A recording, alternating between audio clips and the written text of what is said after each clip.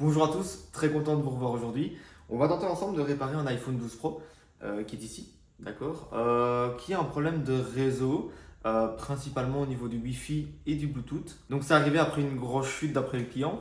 C'est des choses qui arrivent quand même souvent depuis les iPhone X, sachant que les cartes mères sont soudées l'une sur l'autre. Et donc forcément, lors de grosses chutes, ce qui se passe, c'est que les billes en fait viennent se craquer ou parfois même s'arracher la carte mère, qui fait que ça rompt parfois certaines connexions importantes et principalement celle du réseau mobile ou alors encore du Wi-Fi, du Bluetooth comme ici. Donc je vais directement déverrouiller le téléphone pour voir un petit peu. Donc on va aller dans les réglages et vous voyez, je ne sais pas si le focus se fait à la caméra, mais on a le Wi-Fi qui est en mode grisé, d'accord, donc on ne sait même pas l'activer. Et quand on va sur le Bluetooth, vous voyez, il est en recherche constante, d'accord. Donc là, ça veut dire qu'il y a un problème de carte mère. Un ou plusieurs pattes qui sont craquées ou alors arrachées. Ça, c'est une chose qu'on va devoir réparer si jamais on est dans ce cas-là. Par contre, la bonne chose à signaler, c'est que le réseau mobile, lui, fonctionne. Donc, le client, voilà, c'est mettre sa carte SIM, activer le 4G. Donc, théoriquement, il sait quand même utiliser Internet. Donc, le téléphone n'est pas mort, même si on n'arrive pas à le réparer. Donc, ça, c'est le bon point. Mais c'est vrai que ça peut être un petit peu embêtant quand voilà, on se trouve dans une zone où il n'y a pas de réseau mobile et qu'on est obligé d'activer le Wi-Fi. Ou en fait simplement pour activer l'AirDrop, enfin pour forcément activer les connexions Bluetooth. Ça peut être vite ennuyant. Donc là, la procédure qu'on va faire maintenant, ça va être simple. Je vais démonter le téléphone, forcément prendre la carte mère en main. On va se mettre forcément au microscope, on va analyser le tout et on va espérer, comme d'habitude, qu'on puisse le réparer. Voilà, la carte mère a été démontée. Voilà, donc j'ai retiré tous les collants déjà qui protègent les connecteurs FPC pour éviter qu'ils fondent. Donc ce qu'on va faire, on va juste démarrer le microscope en vitesse comme d'habitude. 1, 2, 3, go. Ok. Donc en fait pour ce faire, pour démonter, plutôt pour dessouder des cartes mères d'iPhone, je vous dis honnêtement, le faire à l'air chaud, c'est voilà, c'est pas non plus la meilleure idée. Il y en a qui le font à l'air chaud. Franchement chapeau pour ceux qui arrivent. Maintenant la meilleure solution c'est qu'il existe énormément de préchauffeurs qui permettent en fait de chauffer les cartes juste sur leur contour, d'accord. Tout autour de la carte mère, vous avez des bits éteints qui forcément maintiennent les deux cartes ensemble. Et donc les préchauffeurs, comme j'ai ici, permettent en fait de chauffer uniformément vraiment tout le contour pour pouvoir dessouder la carte mère en toute sécurité. Enfin, en toute sécurité. Voilà, il faut quand même pas trop traîner. Je vous dis, il y a quand même un temps de chauffe à respecter, à ne pas dépasser, parce qu'en fait, si on chauffe de trop, vous avez juste derrière ici des composants un peu essentiels, tout ce qui est baseband, etc., qui peuvent en fait trop chauffer et donc être débillés, et donc la carte mère ne démarre plus après. Enfin bref, c'est un carnage total. Ça arrive beaucoup aux débutants, moi ça m'arrive aussi pas mal de fois au début. Donc voilà, il faut respecter un temps de chauffe de 30, 40, voire maximum 50 secondes pour extraire la carte mère haute. Donc moi je travaille avec un préchauffeur, d'accord, le iRepair MS1. Il y en a vraiment beaucoup sur le marché, il y en a une 10, vingtaine je pense, facilement, qui ont honnêtement la même efficacité, enfin certains un peu plus que d'autres. Le iRepair est pas mal du tout, car on a vraiment contrôle de température et de temps en fait qu'on peut préconfigurer, donc c'est vraiment pas mal du tout. Mais il y en a plein qui font pareil, hein, franchement. Il y en a même des mieux, je pense, que la Reaper. Mais moi, celui-là me suffit. Honnêtement, j'ai pris quand même 3-4 programmeurs, enfin 3-4 préchauffeurs, pardon. Et c'est vraiment le iRepair que j'ai préféré. Après, je vous dis, le préchauffeur, c'est une chose. La grande technique dans la réparation de carte mère d'iPhone à partir du X, surtout à partir du 12-13, parce que là, on est comme sur des cartes mères quand même plus techniques, j'ai envie de dire. Enfin, c'est vraiment mon ressenti. Là, on est, enfin, plutôt le domaine d'expertise exigeant, si je puis dire, qui est demandé, c'est vraiment après le rebillage des cartes mères. C'est beaucoup plus important que la capacité à dessouder les cartes mères avec le préchauffeur. C'est relativement simple de le faire. Après, rebiller les cartes, c'est autre chose. Donc, c'est vraiment là euh, l'essentiel de la réparation, si je puis dire. D'accord, donc j'ai déjà mis les plaques pour iPhone 12, d'accord. Donc, vous voyez, iPhone 12, 12 Pro, nous on est sur un 12 Pro. Donc on va aligner la carte. Je ne sais plus comment elle se met d'ailleurs sur le 12 Pro. Je me demande si elle se met pas. Non, non, elle se met. Elle se met comme ça. Voilà. Donc vous avez deux détrompeurs, enfin détrompeurs, deux trous pour que vous puissiez mettre la carte mère et qu'elle soit bien positionnée. D'accord, donc je vais juste déjà mettre un petit holder sur la carte mère du bas pour qu'on puisse extraire la carte mère du haut en toute facilité. Donc on va configurer, donc température, honnêtement, température de chauffe entre 180 et 200 degrés, c'est assez, d'accord. Moi en général je mets 200. Et quand je vois que la carte mère commence à bien chauffer, je retire directement les deux cartes. Donc on va appuyer sur OK. J'ai juste activé mon extracteur d'air. Et vous voyez, on appuie sur OK. Donc c'est ça qui est bien avec le iRepair, c'est qu'on a vraiment en délai 2 secondes qu'on peut suivre, avec également un contrôle de température. Donc ça renforce entre guillemets notre confiance sur la réparation. On peut gérer le temps comme on le veut. Et donc on attend que ça chauffe bien, vous voyez, donc les cartes mères vont commencer à tout doucement chauffer.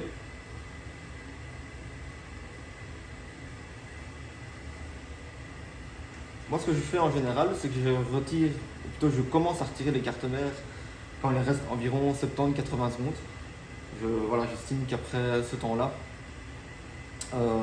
elles sont assez chaudes. Alors tantôt oui, c'est vrai que j'avais dit qu'il fallait respecter en délai de 50 secondes maximum, mais là c'est plus pour quand les cartes mères sont déjà rhabillées et qu'on les pose, car là on travaillera avec un étain qui est de basse température, donc qui se dessoude beaucoup plus facilement que celui qui est posé sur les cartes mères de base. Celui sur les cartes mères de base, il prend plus de temps forcément à chauffer, à fondre, le point de fusion est plus haut, et en plus il ne faut pas oublier que là les cartes mères, la carte mère est encore froide, non travaillée, donc forcément ça prend plus de temps. Donc là il reste environ un petit peu plus d'une minute. Donc je vais déjà tenter d'extraire les cartes, 80 secondes, donc on va pouvoir commencer à y aller tranquillement. Donc pour ça on prend un trou de vis et on teste pour voir si la carte mère bouge. Donc là je vais voir qu'elle commence à tenir. Voilà. Vous voyez, elle est venue. Donc, je vais pouvoir couper le préchauffeur. Directement retirer la carte mère basse pour éviter qu'elle prenne encore beaucoup de chaleur au niveau de la baseband, comme je vous expliquais. Voilà. Vous voyez, voilà. Donc, vous voyez, pas d'arraché. Tout a été fait entre guillemets dans les règles de l'art. Donc notre rôle avec quoi maintenant, c'est d'inspecter pourquoi en fait. Donc notre rôle maintenant, ça va être très simple. On va juste inspecter pourquoi il n'y a plus de réseau Wi-Fi ni de Bluetooth. Il n'y a sûrement pas qui est fragilisé ou arraché. Ou dans le cas où il n'y a rien, là il n'y a rien. Et en général, dans ce cas-là, un rhabillage de la carte mère et une resoudure avec la machine permettra, je pense, dans 95% du temps, de résoudre le problème. D'accord? Donc, on va se mettre le microscope tranquillement. Et on va vraiment bien zoomer. Voilà, pour vraiment analyser tout le contour carte mère pour voir s'il n'y a pas un pad qui est arraché. Ok.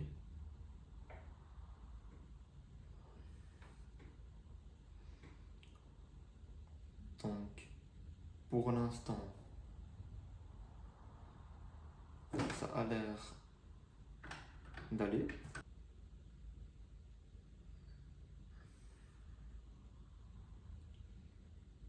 Pour l'instant, franchement, ça va.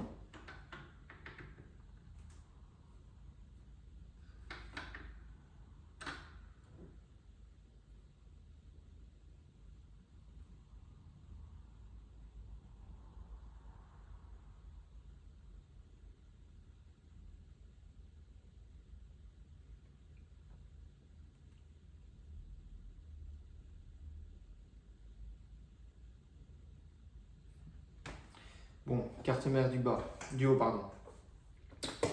RAS. Et on passe sur la carte mère du bas.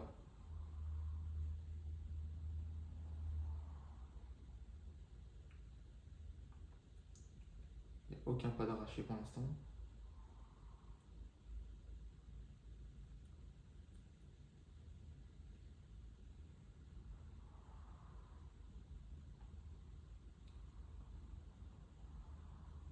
Ok. Non, il y a vraiment tout est clean. Franchement, c'est top.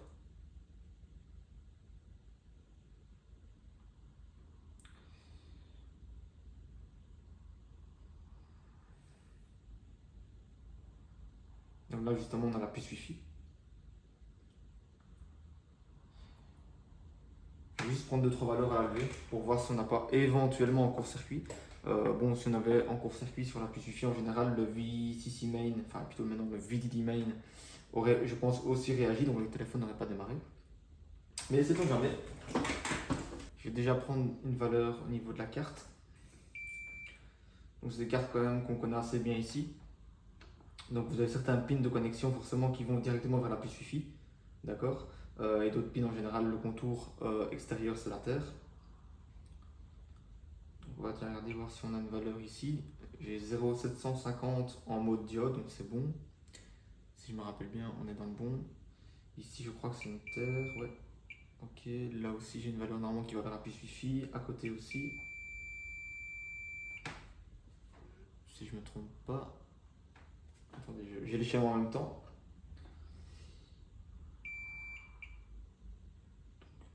Wi-Fi, terre, Wi-Fi, terre.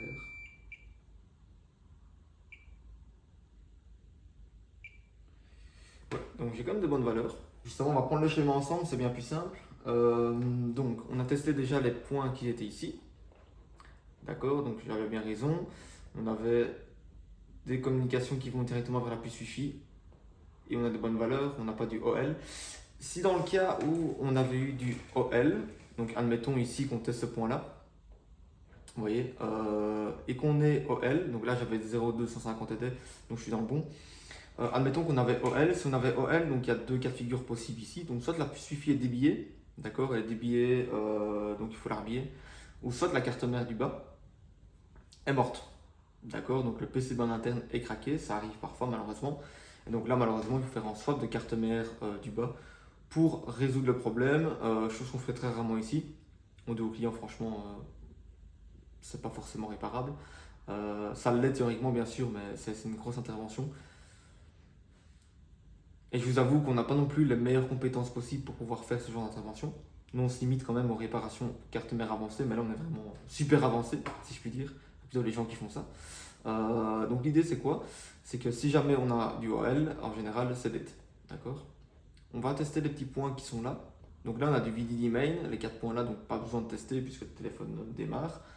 On va tester les points qui sont ici aussi pour la puce Wi-Fi. Il y en a plusieurs, pardon. Beaucoup même. Et puis on passe à la baseband.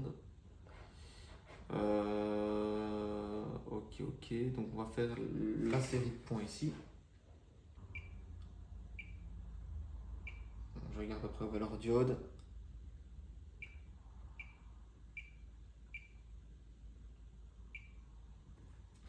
Donc j'ai la bonne valeur de ce que me dit le schéma. Puis je rends en pin pour le Wi-Fi. Et puis ça part sur la baseband. Mais la baseband, on sait que ça fonctionne bien puisqu'on a le 4G, on a du réseau. On a tout ce qu'il faut. Premier test concluant. D'accord. Ce qu'on va faire, c'est qu'on va rhabiller les cartes. On va tenter le coup. Théoriquement, comme je l'ai dit, ça va fonctionner. Les valeurs carte mère sont bonnes. Donc je pense que le problème venait simplement dans plusieurs pattes qui étaient un peu craquées. Donc forcément le contact n'était pas optimal et donc la puce Wi-Fi, forcément, comme elle n'a pas tous les signaux, plutôt comme le CPU n'a pas tous les signaux de la puce Wi-Fi éventuelle, vous n'avez pas de réseau Wi-Fi, vous n'avez pas de réseau Bluetooth, vous n'avez rien. Donc simple.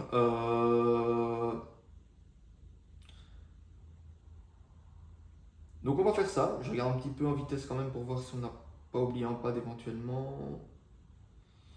Mais tout m'a l'air franchement clean. Ce qu'on va faire, c'est qu'on va donc passer forcément encore une fois au microscope. On va nettoyer les cartes, d'accord? Donc on va retirer l'étain qui est tout autour des deux cartes mères. On va reposer notre étain à nous, bien propre, pour faire de jolies billes et rebiller le tout avec le préchauffeur Air Repair. Et si tout se passe bien, on aura un téléphone qui va refonctionner à merveille avec du Wi-Fi et du Bluetooth. Voilà, donc je passe au microscope et on se retrouve juste après.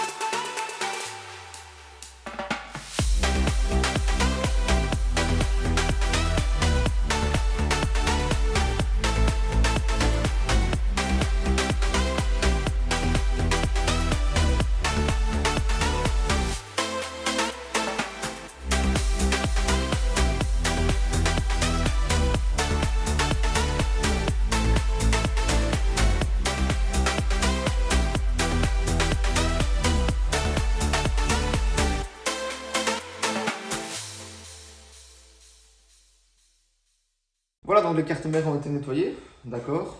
Carte mère du haut et carte mère du bas. J'ai vu qu'il y avait deux pads arrachés sur la carte mère du haut. Je ne sais pas si vous l'avez vu en vidéo. Deux petits pads arrachés, mais rien de grave, c'est des pads qui vont vers la terre, donc on s'en fiche. Mais bon, ça prouve bien pardon, que la carte mère a sûrement été fragilisée lors de l'énorme impact. Donc forcément, des pads étaient un peu fragilisés. Mais le reste, franchement, tout est clean. Tout a l'air d'être bien maintenu en place. Donc, on pourra passer au rebillage normalement sans problème. Donc, elles sont bien propres. Donc, ce qu'on va faire, on va mettre une plaque pour iPhone 12 Pro, une plaque aimantée. iPhone 14, non, c'est pas bon.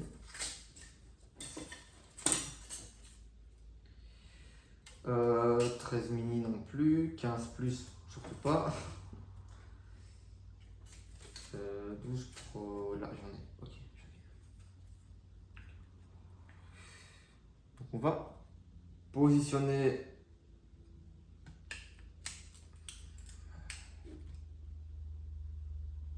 voilà. Donc voilà, le paquet monté est bien positionné, bien maintenu en place. Donc on va appliquer notre étain. La procédure peut paraître entre guillemets un petit peu barbare quand voilà, vous ne savez pas trop ce qu'on fait là maintenant. Là ça va être très simple, hein. On va prendre de l'étain sous forme de pâte, d'accord. Donc cet étain, on va l'étaler sur la plaque aimantée. Donc forcément pour qu'il se mette dans les trous prévus pour. Et en fait, ça va recréer des billes. Donc ça c'est hyper intéressant. Et c'est ici en fait comment dire, le côté le plus entre guillemets compliqué dans la réparation d'iPhone type carte mère, c'est le rebillage. Parce que là, en fait, il faut être sûr d'avoir un bon rebillage, car on peut avoir d'autres problèmes qui surviennent forcément par la suite. Manque de réseau, parce que c'est mal rebillé, manque de tactile, manque de charge, enfin plein de trucs, quoi. Hop. Donc là, moi, j'étale bien mon étain, vous voyez, sur un petit papier, pour vraiment éliminer, si je puis dire, le flux qu'il y a déjà dedans. En fait, pour avoir vraiment une pâte très compacte. Et en fait, cette pâte très compacte va nous permettre franchement d'avoir des billes normalement bien positionnées, sans ponton, sans en fait double bille ou sans voilà, pour avoir vraiment quelque chose de bien ferme, pour que le rebillage soit vraiment au millimètre près. Enfin plutôt pour que les billes soient vraiment toutes du même niveau. Donc voilà, là vous voyez, j'ai déjà bien retiré le flux qu'il y avait déjà sur mon petit grattoir. Et en fait, là, on se retrouve avec une pâte qui est vraiment très compacte. Et ce type de pâte, en fait, va nous aider grandement pour le rebillage. Et de toute façon, on sent déjà, hein, en fait, dès qu'on étale la pâte, on sent déjà que la pâte est vraiment beaucoup plus ferme, comme si elle était vraiment séchée depuis quelques mois. Mais c'est tout à fait normal. Vous voyez, on étale très très bien. De toute façon, le surplus, en fait, forcément ressort. Aussi simple que ça. Donc le but, c'est de le ramasser. Oui.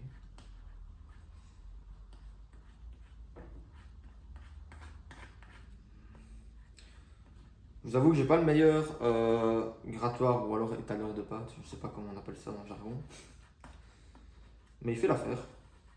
D'accord, il fait l'affaire. Vous voyez, on étale en fait délicatement, tranquillement, on prend son temps. D'accord. Voilà, je dose quand même l'étain, je n'ai pas non plus 2 tonnes d'étain sur une même zone. Je prends mon temps avec l'étain que j'ai, je le ramasse. Je vais après le réappliquer forcément sur d'autres zones. Vous voyez, déjà, on a déjà un truc vraiment qui a l'air très sympa. Là, au niveau de l'étain, j'en aurai, je pense, ouais, assez pour toute la carte mère, si j'ai bien calculé mon coût.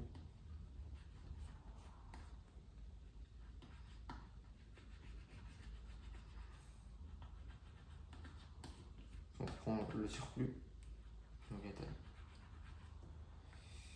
Enfin, quoique, je vais peut-être devoir faire un petit passage dans le pot.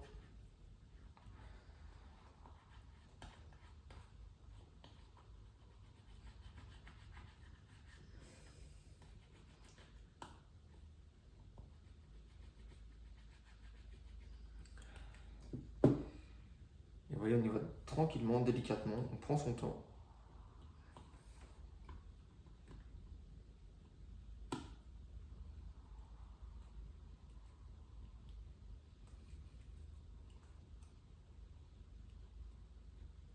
Vous voyez, je travaille encore la pâte en fait. Par après, je la réétale, je la reprends. Comme ça, elle est retravaillée encore une fois.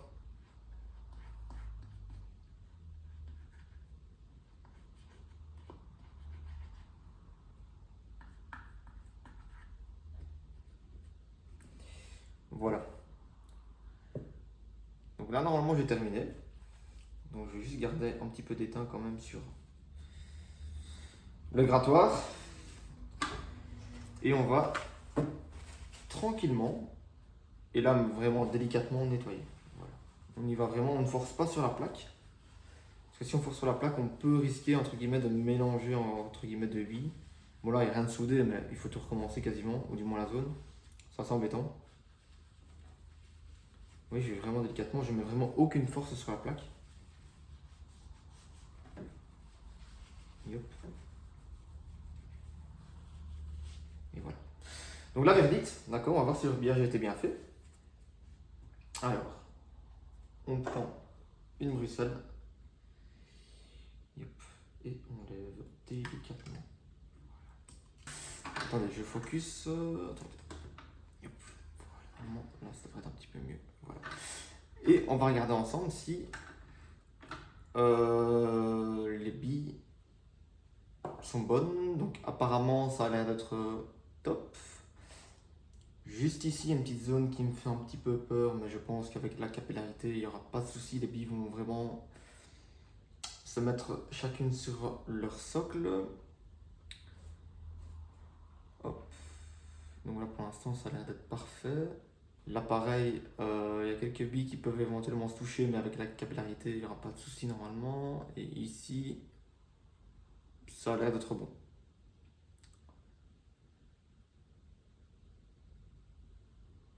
Bon, ce qui est bien déjà, c'est qu'il n'y a pas de ponton avant la soudure, avant la mise en place sur la plateforme. Donc théoriquement, je pense qu'on aura une carte mère qui sera excellente. Bon, assez de blabla, on va directement prendre la plateforme. Yep. Voilà.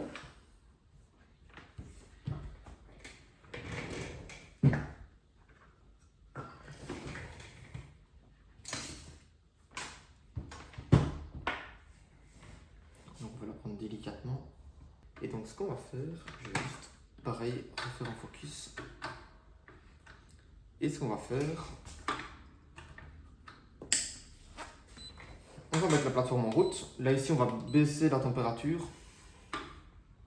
Honnêtement vous pouvez aller chercher 170 degrés, il n'y aura pas de souci.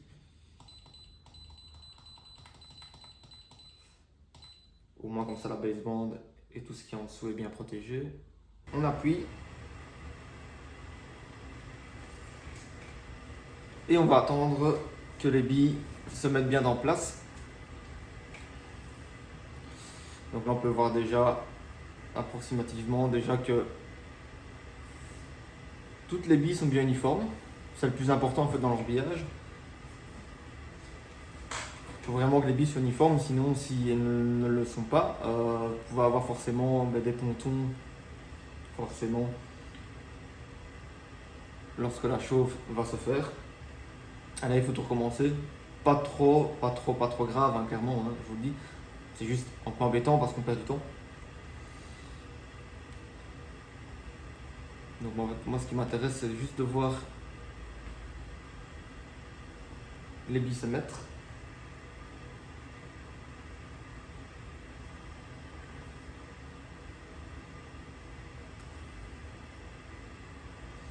Voilà, les billes sont mis en place, voilà, vous pouvez le voir. J'éteins directement le préchauffeur.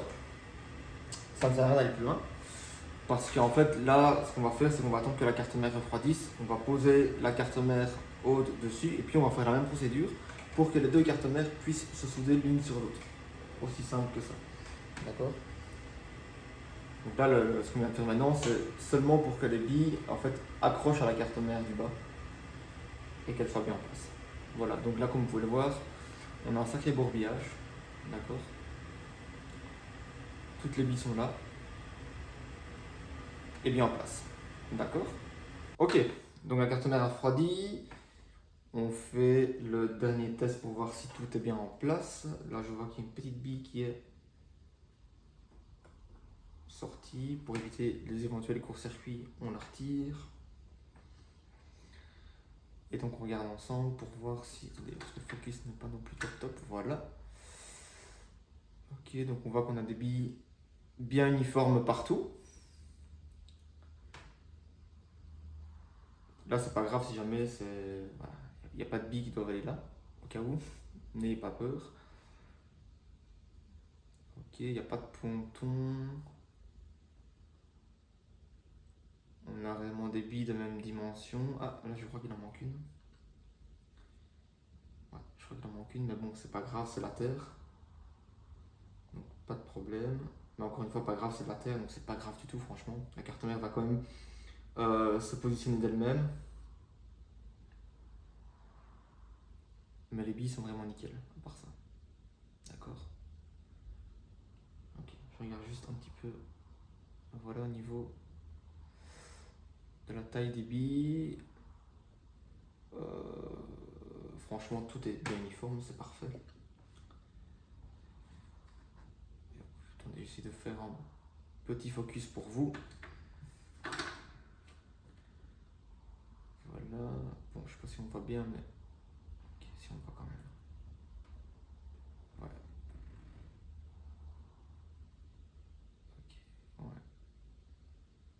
Ça se voit pas vraiment fort, moi je le vois beaucoup mieux au microscope. Mais je peux vous dire que les billes sont vraiment de même niveau. Et c'est parfait. Voilà. Ok, donc ce qu'on va faire maintenant directement, c'est qu'on va mettre la carte mère sur le préchauffeur. D'accord. Voilà. Le but du jeu va être de poser la carte mère haute de manière à ce qu'elle soit le plus alignée possible avec la carte mère du bas. Voilà, on la pose. Et je vais juste regarder les écarts. Normalement, elle est déjà bien posée. Voilà. Parfait. Ok. On démarre, pareil. Hein. Vous voyez, je suis sur 180. Enfin, de base, non, pardon, 170. Ce qui est largement assez. Et on confirme. Donc, on va le temps de diminuer. Donc là, théoriquement, on va laisser quand même poser 3 minutes. D'accord. Donc là, pour l'instant, les cartes mères sont en train de bien chauffer, de se souder. Ça ne sert à rien, en fait, de les presser. D'accord. Je vois beaucoup de gens qui les pressent. Moi, je le faisais aussi avant. Et en fait, le problème, quand on les presse, on a tendance à penser que ça va aider à ce que forcément les soudures se tiennent bien, se maintiennent bien. Mais en fait, pas du tout. En fait, par capillarité, les soudures vont vraiment souder, plutôt les billes d'étain vont se positionner également sur la carte mère du haut pour venir forcément fixer les deux cartes mères. Alors qu'avant, ce que je pensais aussi, c'est que en forçant, en maintenant vraiment, en pressant les cartes mères, on allait avoir forcément une meilleure soudure. C'est faux. Justement, là, le problème, quand on les presse, on a les billes qui vont se mélanger parce qu'elles sont vraiment pressées de chez pressées, ou alors on a des billes qui partent, donc on a plein de problèmes qui arrivent par la suite, c'est vraiment pas optique. Donc moi ce que je vous conseille, de mon humble expérience dans les iPhones, c'est vraiment de laisser, dans le cas bien sûr où on a vraiment une carte mère qui est bien habillée comme on a eu avant, c'est de laisser vraiment la carte mère parler entre elles, voilà. Les laisser entre guillemets vivre pendant 3 minutes, et par capillarité, elles vont se mettre l'une sur l'autre de manière parfaite. Voilà. J'ai testé cette technique-là quand même plusieurs fois et pour l'instant, on n'a jamais de problème. Donc, c'est que c'est mieux. Voilà. Et puis aussi, forcément, il y a plein de réparateurs que je suis qui sont vraiment beaucoup plus avancés que nous dans les iPhones et ils font la même technique que celle qu'on fait maintenant. Donc, je pense que c'est vraiment la meilleure. On avait avant un préchauffeur, je ne sais plus quelle marque c'est, je pense que c'était Meijing, un truc ainsi, chinois. Qui permettait en fait de presser aussi les cartes mères, mais de manière vraiment assez forte. Et ce qui était intéressant là, c'est qu'on n'était pas obligé en fait de remuer les cartes. Donc voilà, le téléphone est remonté globalement. On va le démarrer ensemble. J'ai pas encore vu ni s'il démarrait, ni s'il rechargeait, ni s'il y avait du réseau. Donc déjà, il redémarre. Donc je suis bien content. On travaille comme sur des cartes mères assez sensibles, donc forcément, il peut y avoir tout problème quand on travaille dessus. Pour l'instant, il démarre, donc c'est un bon signe. Ce qu'il faut voir maintenant, c'est si on a du Wi-Fi, le Bluetooth, c'est vraiment pour ça qu'il est venu ici en réparation. Et aussi, forcément, analyser pour voir s'il n'y a pas d'autres problèmes dus à notre réparation. Donc le code, je le mets, 0,1, si je me rappelle bien. On va aller directement dans les réglages, on ne fait pas plus de choses. Et à ce que je vois, on a du Wi-Fi. Voilà, ça fonctionne. Parfait. Donc tout est capté, génial. Et on a du Bluetooth aussi également. Regardez. Avant, rappelez-vous, le Bluetooth était en mode tourniquet à l'infini. Et là, il est bien actif. Bon, forcément, ici, il n'y a pas d'appareil Bluetooth auquel il peut se connecter. D'accord. Mais au moins, ça fonctionne. Vous voyez. Quoique, je me demande si j'ai pas... Attendez, j'ai une petite radio ici. Je vais voir si c'est pas se connecter dessus. Donc voilà, je viens d'activer ma petite radio Bluetooth. Et effectivement, vous voyez, elle est bien reconnue. Donc le Bluetooth, pardon, fonctionne à merveille. Le Wi-Fi également. Je vais juste me connecter sur le réseau du magasin pour voir si j'ai bien une connexion qui est stable. Ouais, effectivement. On peut le voir ici, donc bien connecté avec 3 barres, donc nickel, parfait. Oui, je vais juste vérifier aussi également si on a du réseau mobile. Donc pour ça, il faut aller dans les paramètres information. Yop. Et on regarde si on a bien le prog interne du modem et l'email. Et effectivement, bon là je le cache, c'est flouté, d'accord, parce que c'est comme des données sensibles, c'est le numéro de série de l'appareil. Mais on a bien en prog interne du modem, donc la puce réseau, le modem, le baseband, je vais y arriver. est bien actif et également les deux numéros de série et donc l'email 1 et l'email 2. Voilà, nickel. Donc le téléphone réparé, donc une super belle intervention qu'on a fait ensemble. Et très content d'avoir pu forcément, encore une fois, aider le client. Donc j'espère que vous avez appris pas mal de choses dans cette réparation. Une réparation que j'ai pas forcément l'habitude de présenter ici en vidéo. Ça fait quand même quelques années qu'on traite tous ces iPhones. Je ne l'ai jamais forcément montré en vidéo. Il faut savoir que tout d'abord, c'est pas notre domaine de prédilection. On répare les cartons d'iPhone, voilà, pour des problèmes classiques. Mais on n'avait pas, je trouve, en taux de réparabilité avancé. Ça, clairement, voilà, je suis honnête, chacun a son domaine de prédilection dans la réparation. L'iPhone est un peu le point noir ici, ou point sombre, on va dire. Là, voilà, on s'est quand même beaucoup entraîné, on s'est beaucoup informé, et donc maintenant, on peut se permettre forcément de réparer correctement ce type d'appareil. Donc, je suis vraiment très content. Et surtout, encore plus, de pouvoir le présenter voilà, à vous, aux viewers, vous montrer voilà, notre capacité aussi à réparer ce type de problème. Tant qu'y suis, je vais quand même tester en vitesse le son aussi, en vitesse, pour être sûr que tous les tests sont bons. Donc là, ça fait au moins 3 minutes qu'il est activé, donc déjà, il n'y a pas de boot loop. Ok, parfait. Nickel. Écoutez, donc il est parfaitement réparé. Il n'y a plus qu'à le remonter forcément totalement, mettre les shields et le rendre au client. Donc voilà, une nouvelle fois, je vous remercie d'avoir regardé la vidéo jusqu'au bout. Si vous l'avez regardé, une nouvelle fois, très content d'avoir pu vous proposer ce type de réparation vidéo. J'espère que ça vous a plu. J'espère que vous êtes informés. J'espère que vous avez appris des choses. C'est le plus important. Et moi, je vous dis à très bientôt pour de nouvelles réparations. Ciao!